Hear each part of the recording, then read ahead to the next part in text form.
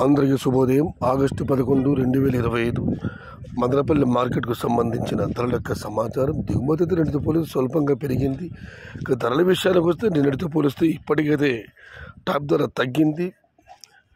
రోజు వర్షం పడుతుంది, కాయలు ఆగడం లేదు. బయట మార్కెట్లోకి వేసిన తర్వాత అక్కడ వెళ్ళిన తర్వాత కాయల మొత్తం బూజు పెట్టడం, నీళ్లు కారడం, ఇవి క్వాలిటీ దెబ్బతినడం, ఇలాంటి కారణాలు చాలా ఉన్నాయి. అందుకే దిగుమతి తగ్గుతూ ఉన్నా కూడా ధరలు పెద్దగా పెరగడం లేదు.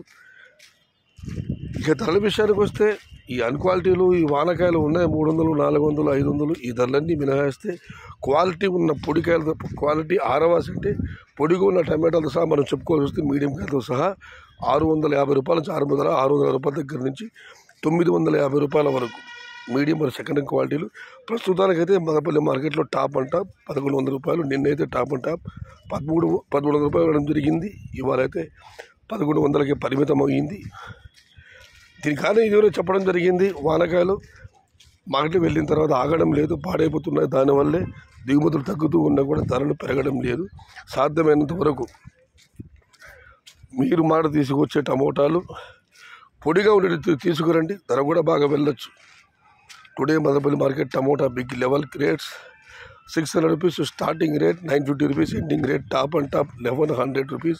Yesterday top and top 1300. Today wait and see for the top rate.